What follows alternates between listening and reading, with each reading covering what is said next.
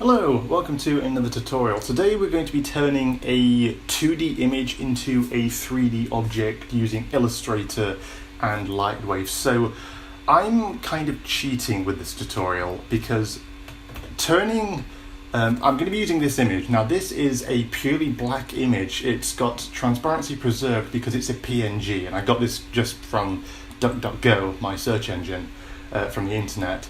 Now the reason why I'm cheating is because coloured images are really difficult to turn into vectors. If you ever try to turn just a photograph into a vector, you're going to be in Illustrator for weeks trying to make it work. So I'm kind of cheating. Anyway, so let's drag this image into Illustrator. The worst thing I've got to work with is the fact that it's bigger than the canvas size, but that's easily rectified through shrinking it down. There we go. So now to turn this image currently isn't a vector, but we can turn it into a vector by going to Image Trace here at the top. And then at the side here, you've got the Image Trace option. I believe this is in here. So if you go to Window and then Image Trace, just here, you'll get this at the side. I'm not too sure. I'm so used to shortcuts, I actually don't know where it is inside of this, unless that was it just there. So I don't actually have to change anything of this. So usually here, what you'd get is you'd change all these options around in order to change the quality of the vectorized image that you want to make. But because mine's perfect, I don't need to worry about any of this. All I need to do is go up to the top and click Expand, and then deselect it. Now here's a really important thing to know. If you press A on your keyboard, you're going to go into the Direct Selection tool. So you've got the selection tool just here. If you press V on the keyboard, this selects the entire image. However, there are actually three elements. Three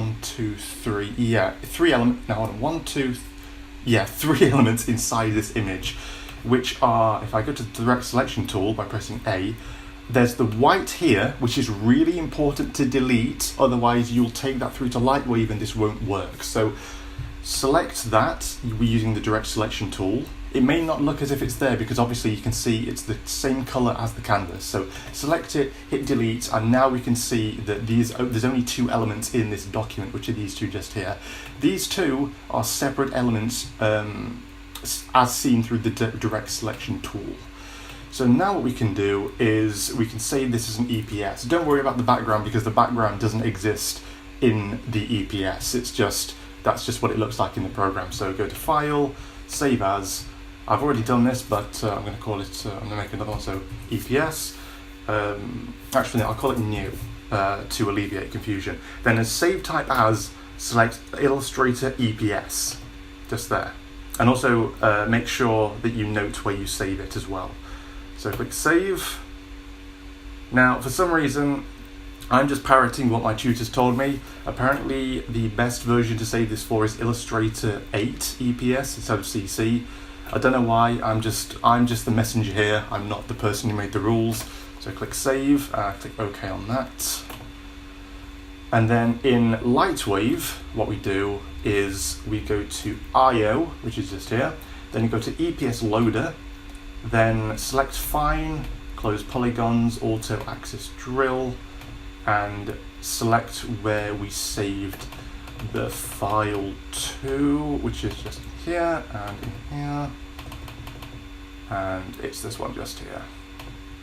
Open that up, click OK, and here we go. We can see that, and the keyboard, by the way, is to look at your object in full view like this. So we can see here that the object is in. However, this is a single surface polygon, so obviously we can't see through the back because it's a single surface. I don't like working like this. I've been working on a phone recently, which I'm going to make a video of as well. And I actually made this into a 3D object. So the way that we can do this is, which is obviously kind of the point of this video in the first place, go to, where's the Extrude tool? It should be in here somewhere. Here it is. So Shift E on the keyboard to highlight it. Now hold down, I think it's Command or Control. That stops it from going, yes, there it is. And now all you need to do is choose the thickness that you want the object to be. So you don't have to go mad by making it too thick. So something about there. deselect the tool to confirm the changes, and this is basically it. This is, you've now made your object into, your 2D image into a 3D object. And that's essentially it. So now we can do whatever we want. So if I go to where my phone is saved, on the desktop, LW, objects, which one is it? It is this one just here. Actually, no, yeah, I'm going to use this one. Select an alternate file. This is fantastic.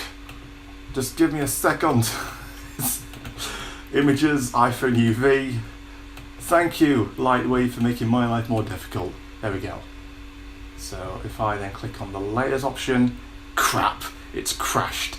It's okay. So that's how you turn.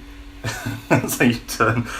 I've been using 2018, 2018 modeler recently because 2019 has just been crashing like mad. It's crashed. It's okay. It doesn't matter. That's the video. That's how you turn a 2D image into a 3D object. Obviously, results will vary if you're using color, but that's it. So thanks for watching, and I'll see you in the next video. Goodbye. Thank you very much, LightWave, for being an absolute piece of shit.